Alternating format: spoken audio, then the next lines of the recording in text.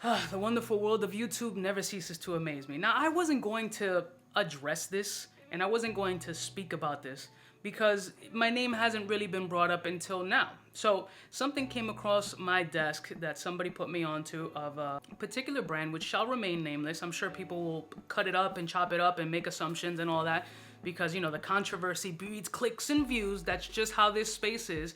People would much rather see a building explode and disseminate into nothing with dynamite than how it took to build, because it's easier to crush and build because that gets clicks than build and be cool and harmonious or whatever. But that's just the space that we're living in. That's social media and its toxicity. So a particular brand indicated that I was kind of like a bag chaser, a liar, picking sides or something like that. Some ridiculous accusations which make zero sense whatsoever. And I'm gonna pinpoint not only the process of the Cubano channel from point A to point B, but how some of these accusations are completely inaccurate. And trust me, if we get to that point, which I truly hope as adults we don't, because I'm not in the space here of controversy, clicks, and all that. I'm in the space to entertain, number one, myself, because I'm greedy. I want to entertain myself, number one. Number two is entertain you, put you guys onto brands, things that I like, things that I've purchased, sponsorships, etc. That's what I'm here to do. Entertainment, number one. Slightly educate you guys, but more entertainment.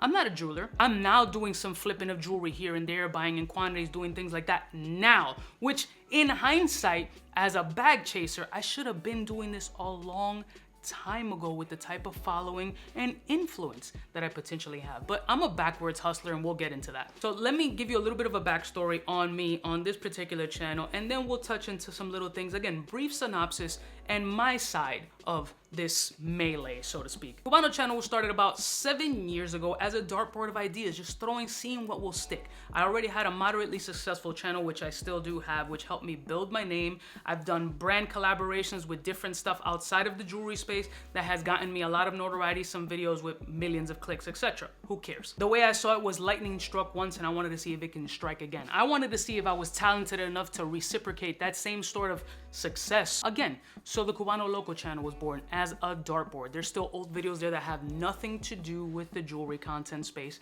But one of the things that brought me to that jewelry space was another content creator. I believe his name is Juice Time something. I don't remember and I apologize in advance. It was a chain that he had bought from Daniel Jewelry Inc. that I found to be extremely good looking, and that was what I was looking for. Now, I had previously bought my Miami Cuban link from Trax. I put a video out and I told you guys my experience that it wasn't up to my particular standards and I wanted something handmade from Miami. And when I found Juice Time's video and I looked up Daniel Jewelry Inc., the price was significantly cheaper than it was in the city, and it's directly in a manufacturer. So I went that and I did a video on that, which went great. It went amazing. So I was like, ooh, I may have found something here because I don't see videos like this going on. So at that time, there weren't many content creators doing jewelry reviews that weren't in the jewelry space, meaning they were selling or promoting their own companies, things of that nature. Or they were jewelers. I'm none of those things. I was never in the jewelry space, don't have family in the jewelry business, never sold jewelry in my life like that. I was simply a jewelry enthusiast that liked stuff, and I wanted to put you guys on to the stuff that I found at a good price. Oh shit, let me pass the plug on to people. Let me put people on because they might be going through the same experience as that. And that's how this whole shit started. Now, to get started on a YouTube channel, you are zero. No monetization, no sponsorships, nothing. You don't make anything. All you're doing is spending. Now, I was already at a little bit of an advantage because I had equipment already from my previous channel, but I have to continue upgrading. One of the main things was I needed to get ambient lighting, change up the scenery, get better lenses, all this heavy investment that has to be put into my business, because this is all a business, to be able to showcase jewelry accordingly, because jewelry is super visual, right? You gotta see it. Pictures could only do one thing. Pictures can be photoshopped, enhanced, or whatever. Even here, you can potentially put a filter of some sort. I'm not that tech savvy to do all that. I just gotta make sure my colors are correct. I can showcase it as best as possible, and still sometimes I have difficulty doing that. So I kind of found my niche. I was one of the very few people that wasn't in the jewelry space that was spending stupid amount of money to bring you guys different pieces that I thought would be cool and entertaining. Again, it all comes from entertaining, right? So that costs money before I can even monetize that channel. Finally, I'm able to monetize. Hell yeah, I'm monetizing in my channel. I'm a business. I'm building a business. Any business tries to get what? profits, right? Or else you're unprofitable. You're a non-for-profit. It's just a hobby. In the eyes of you and it's all a hobby. So when you're monetized on YouTube, you get pennies to the dollar. I was in no way, shape, or form able to recoup any of the expenditures on the thousands of dollars that just started right from jump. But I was able to offset that by building relationships with brands, honesty, integrity, being ethical with these particular brands, and having great communication with these particular brands. And the more exposure, still not being sponsored and compensated, but maybe I can borrow a piece while leaving my credit card on file, which is a risk, let me tell you, as some sort of insurance policy, and going through certain parameters to make sure that everybody's protected on all sides. And that takes trust and conversation and openness, right? That's the type of business that I like to conduct with certain people. Now the channel starts escalating and starts getting a buzz because, again, not many people are doing it. I'm kind of one of the pioneers in this jewelry review space. I mean, I'm not trying to be cocky, but let's be honest. A lot of people have used that same type of platform to grow their shit. And to be honest, congratulations, that's amazing. I wish everybody the best. I don't have the time or opportunity or really want to watch all the other content creators. Not from a supportive standpoint. It's kind of like a chef who's been cooking 14 hours, then comes home to cook some more. I don't want to see what I've been doing all day. Like, I just need something, a different change of pace. I want to watch something about cars or weaponry or knives or something along that. I don't want to watch what I fucking do. Like, this is boring.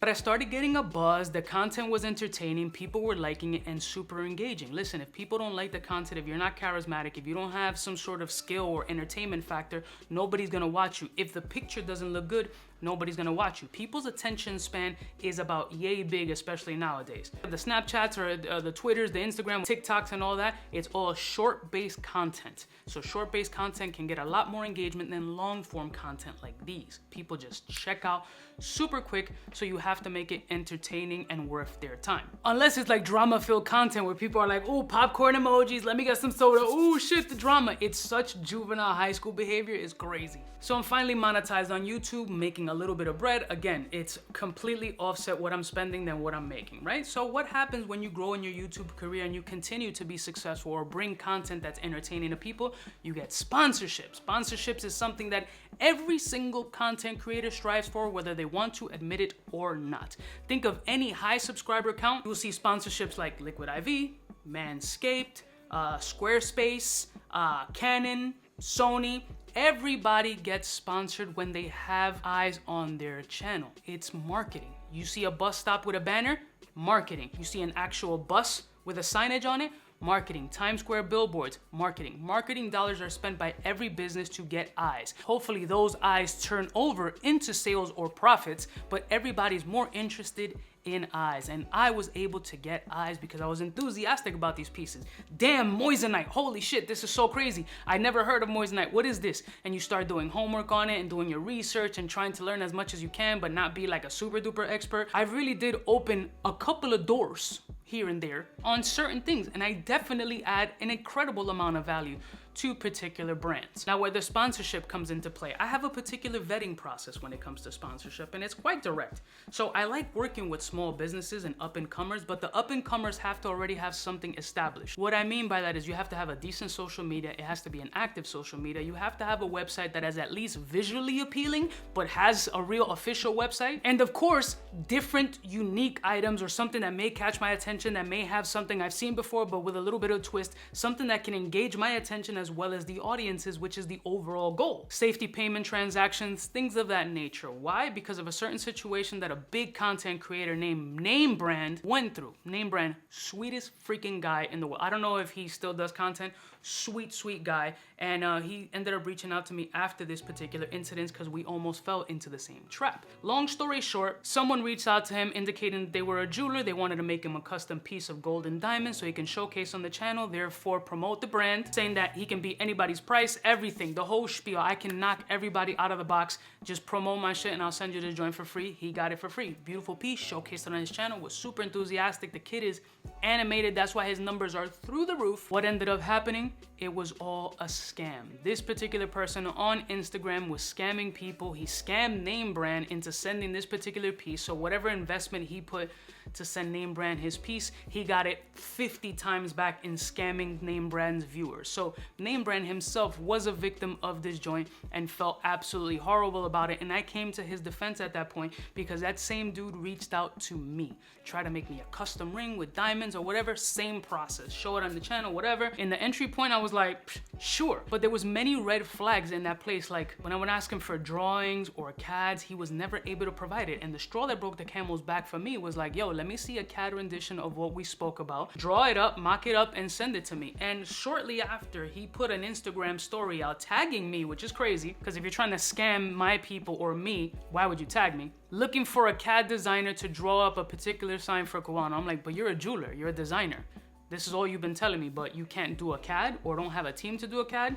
Nah, we deaded that. A week later, Name Brand had to do this whole apology video that he got scammed and his people got scammed. I'm sorry, they had to do chargebacks of tens of thousands of dollars, unfortunately. That's why I go through this vetting process. So once I go through that process, I have to feel the communication factor from that particular individual. We have to have a good rapport. And I let him know, listen, you gotta be open to me giving my honest interpretations, and you can cross-reference with any of these brands, this information. I gotta be able to give my honest opinion no matter what, but at the end of the day, it's a win-win for you because you still get attention to your brand and you still get those eyes in front of you. Maybe on that particular product, if you drop the ball, you can make up for it on other attributes. That's marketing expense. You got to spend marketing dollars and you don't know if you're going to get a return on those dollars or not, but it will get some sort of exposure. Most brands agree with it. A lot of them do not. I want you to, hype it up or whatever, Sorry, we can't do it. No matter the bag amount. Now, the particular brand that was talking about me was not one of those people. They didn't want me to do a positive review automatically. Honestly, they were willing to have things broken or whatever. So just putting it out there, being honest. I know I'm rambling a little bit, but I'm trying to give you some backstory because this particular brand indicated that I'm a bag chaser and the first person that cuts me the highest check, I go with them automatically and I choose sides. But the fact of the matter is that this particular brand was offering the biggest bag, 5 times more than any brand that I've ever done any collaboration with. So think about it. If I'm chasing the biggest bag and you're offering me the biggest bag and I'm still not collaborating with you, I don't have a problem with your product. I don't have a problem with your website. I hear the customer service is absolutely splendid. Then it's a problem with you personally. And the problem is how you conduct your business, how you conducted your business with me, how you were speaking to me and trying to have this sort of arrogance and confident, cocky factor or whatever. And that shit just don't sit with me. I don't want to associate with businesses like that. And indicating that I would talk shit about the brand is asinine because I have never said a bad thing about the brand. I may have talked about a particular product that I received about the brand and that's just my honest opinion. But about you personally, as a matter of fact, when people reach out and ask for certain opinions, like who do you think is the best or whatever, I've thrown that brand's name in the mix even after not wanting to do any business with this particular brand. Still put their name in the mix because I'm not gonna make the decision for you guys. It's your money. You make the decision. You get the product that you're looking for at the best price that you're looking for. It doesn't matter to me either way. I want everybody to eat. But if you don't know how to address me or respect me, then there's nothing else to talk about. It's like I recommend something from, let's use Daniel Jewelry Inc. as an example. Yo, I bought this from Daniel Jewelry Inc. or they sent me this particular piece for review. It's super fly. I absolutely love it. You a week later purchase something from Daniel Jewelry Inc. You're disappointed with the piece. It's not what you anticipated. Fuck Cuba. Damn, yo, you threw me under the... Everybody's gonna blame the content creator, right? Because I'm the recommender. You mean to tell me businesses don't have a bad day? All businesses in customer service do an amazing job across the board, 100%, 5-star Yelp reviews all the time. Quality control is absolutely perfect all the time. You show me a perfect business, I will show you a liar. I don't like how the conversations were going for a substantial amount of time and the consistency and persistence of this brand to be featured on my channel when I consistently say, no, I no longer want to do business with you or be affiliated with your particular brand, no matter the amount of money. I'm a bag chaser, doesn't make any sense, but I digress. Now, when they say choosing sides, what sides? What are the sides? I review a bunch of different, from affordable jewelry to Amazon to high-end jewelers to jewelers that directly compete with each other. What side? If I review 2 particular jewelry brands that compete against each other, think about this. Let's use Daniel Jewelry Inc. and Gus Villa as an example. They are not friends. They don't know each other. They're competitors. I review both of them and give my opinions on both of them. They're direct competitors. How am I choosing a side? Oh, but I'm not choosing a side here. This is just these two because I'm cool with both of them. There's no sides to be chosen, but they sell the kind of the same product, right? That don't make sense, right? Exactly. So I absolutely do sponsor videos. I mentioned in the videos that they're sponsored videos. And you guys know all those brands that have worked with me as far as sponsorship is concerned. And to be honest with you, some of these brands make a substantial amount of money, including the brand that I'm speaking about. And I know they make a substantial amount of money because they tried to send me a screenshot of how much money they make to flex on me. Once again, I have receipts. Which that alone, just that one antic is super unprofessional in my book. Why are you trying to flex on me? I'm not trying to count your pockets. I care nothing about your pockets. You shouldn't care about my pockets. I wish you success, wealth, health, all those beautiful things, but trying to flex on me for what? What does that do for you? Do you think that me as a content creator, as an influencer, as a marketing guy, wants to do business with somebody who tries to flex on them or something like that? Like me seeing that is like, oh shit, yeah, nah, this dude got the bag. Let me really promote and be heavy on. No, not at all. So if I'm chasing the bag, I'm backwards hustling, right? Because you're the biggest bag and I still don't rock with it. So I'm not here to participate in antics, drama, BS, none of that. I'm here to entertain, make content, have fun, put you onto stuff. You like it or you don't like it, it's up to your discretion. You don't have to subscribe to the channel. I appreciate you and I'm humbled and I get a lot of beautiful love and support. And I love y'all for loving me. It sounds like an R&B track. But just like you're able to shop anywhere you want, and I encourage you to shop anywhere you want, anywhere, including who I'm speaking about. They have a ton of love and a great customer service and all this other stuff. Continue to shop, support who you want to support. But also, there's levels to respect in this game, and I'm of an old school tradition. Like, I like to deal with certain people that are even keel, see my same vision, and flow with it and understand my process. Others, I don't. If you got that piece from Daniel Jewelry Inc. and you thought it was shit, don't continue to do business with Daniel Jewelry Inc. And I keep using them as an example because that's the one that I'm kind of most known for. Don't do business with them anymore. If you had a shitty overall experience, don't go back. Why go to a restaurant and have shitty food multiple times and continue to go back? You don't have to keep placing your hand on the stove to know it's hot. Just don't do it again.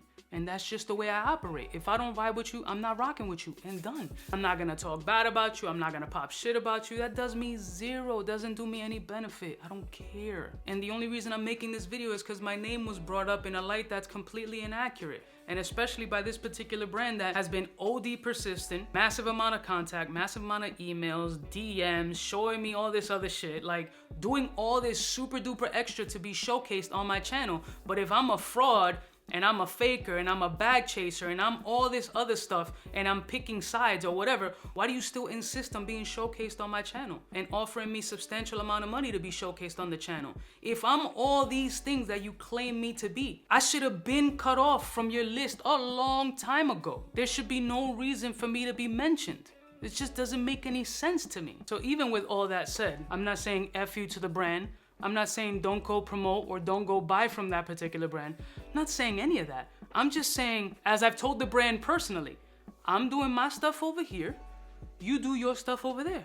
And that's all I'm saying. Your brand is doing amazingly well without me. There are other content creators that absolutely love your brand that should be able to enjoy that bag. Help them be a pillar in this jewelry review space. There's space for everybody to eat. And I hope brands realize that, like, dealing with people in a professional manner and being straightforward and honest and open is the way to be. Give other content creators the opportunity to get the bag or get sponsored as well, as that's a goal for a lot of content creators. Even if they say it's not their goal, okay. And I'm sure a lot of these young talented content creators can enhance your business as well.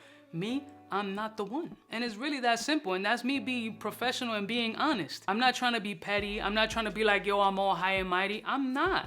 I'm regular, degular. I'm a content creator just doing fun content. You do you, I do me, and let's keep it pushing. The people who choose to support me, I love y'all, welcome. Keep doing entertaining content. We're gonna be pivoting the channel a little bit to do other fun content, but there should be no ill will towards about me. I don't talk about anybody. I don't be in anybody's business. I'm not playing customer service role to anybody either. But I'm just gonna continue to strive as a businessman, as a content creator, as a person, to be the best person I can particularly be, and that's what I'm here to do.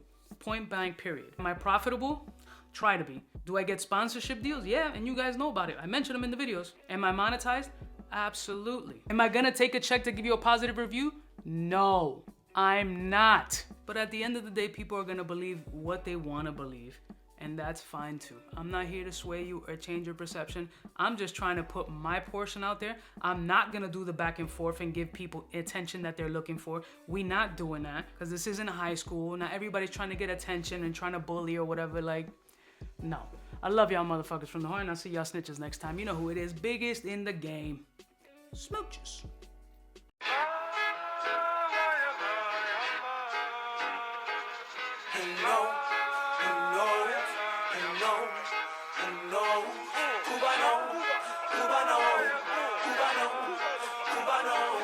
What's fresh?